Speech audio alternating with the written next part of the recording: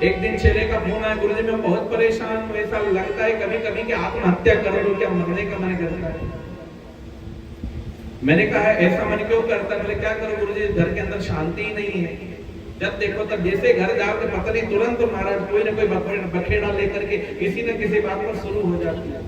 मैंने कहा वो सारी बात छोड़ दो, तो मेन बात बता कि दिक्कत कहाँ है। बोले गुरुजी आप तो जानते ही हो कि वो मेरा शेयर बाजार का शेयर मार्केट का काम चलता है, और शेयर मार्केट के काम में मुझे कई बार कंपनी के अंदर रात को 12-12, 1-1, 1:30, 2-2 बजे तक काम करना पड़ता है।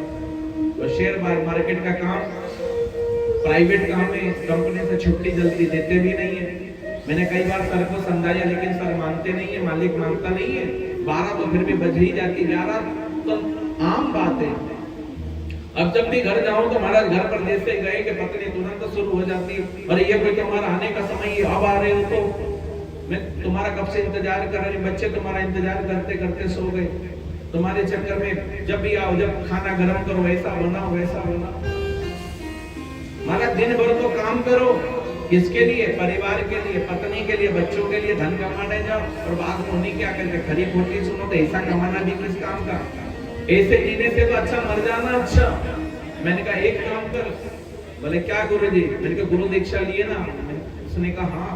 मैंने कहा जो बात बता रहा हूँ ना इसको भी गुरु मंत्र मान करके गांठ लगा लेना, और जैसा बता रहा हूँ वैसा ही करना। उसने कहा ठीक गुरुजी। मैंने सारा उपाय बता दिया उसे, अब जाए ना पत्नी से ऐसे बात कर लेना। अब उसने वही किया। जैसे ही निकला तो ट्रैफिक हवलदार मिला, उसने पूछा कहाँ जा रहे हो? बोले वही जहाँ से तुम आए हो। तुरंत समझ गया अच्छा घर जा रहे हो। जब जानते हो तो पूछते काहे को? महाराज रात को कहाँ जाएंगे, टिफिन है, गाड़ी है, सारी व्यवस्था।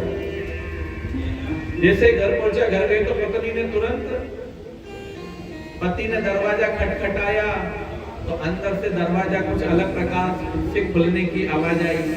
पति समझ गया आज भी इसका पारा गर्म है। जैसे घर पे जाओ ना पत्नी का कैसा स्वभाव है, दो चीज से पता चल जाता है।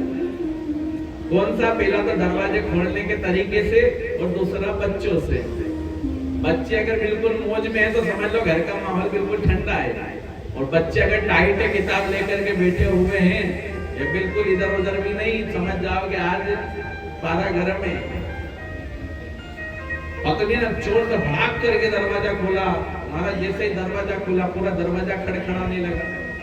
पति समझ गया आज तो मेरे को भी ऐसे खड़खड़ाए, लेकिन मैंने तो उससे पहले ही रास्ते में सिखा दिया था ना। जैसे ही पहुंचा पत्नी का मुंह देखा तो बिल्कुल एकदम लाल महाराज अंगारे की तरह तपता हुआ। उसने कहा आज तो भगवान ही बचाए, लेकिन गुस्सा नहीं किया। रोज जाता था तो क्रोध करता था, वो कुछ बोलते थे ये भी बोलता, बिना खाना खाना ये दोनों सो जाते, लेकिन आज कुछ भी नहीं बोला। पत्नी को देखा, पत्नी से कहा क्या बात है जी, बड़ी नाराज हो, बात मत करो मेरे से, बात मत करो। चल ठीक है कोई बात नहीं, हाथ पैर धो करके आता तो खाना लगा। पति हाथ मुंह जैसे ही धो करके आया, पत्नी ने महाराज खाना उठाया, किचन में से लगा हुआ तो था ही था थाली के अंदर, बात तो गर्म भी नहीं किया, और वही थाली उठा करके ना डाइनिंग टेबल के ऊपर फटाक से जैसे जोर से ठोकी तो दाल भी छिड़क गई, चावल भी उड़ गया। पति बैठा हुआ था, आधी देर दाल उसके पेंट पर गिरी, आधी कपड़े पर लगी। लेकिन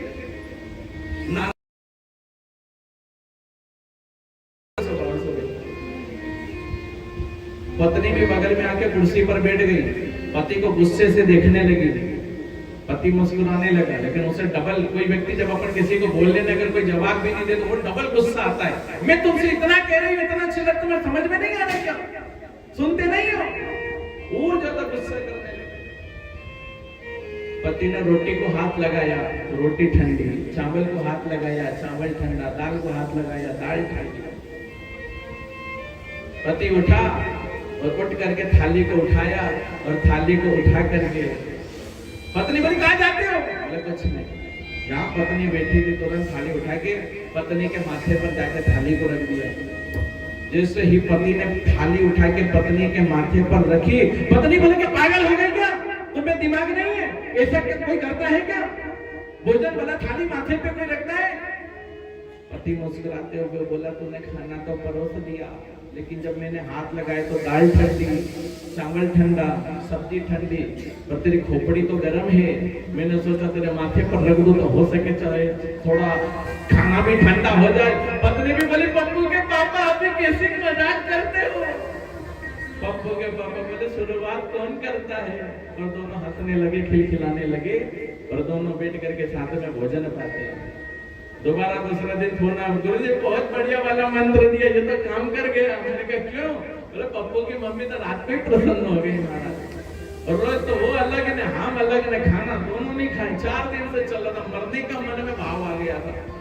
अरे मैंने कहा जब भी ऐसा कोई मन में भाव आए तो गुरु से पहले कोई भी ऐसी चीज हो तो गुरु से जरूर कह देना चाहिए, क्योंकि जब गरम दिमाग रहता है ना तो क्रोध में फिर फैसले भी गलत ही लिए जाते हैं।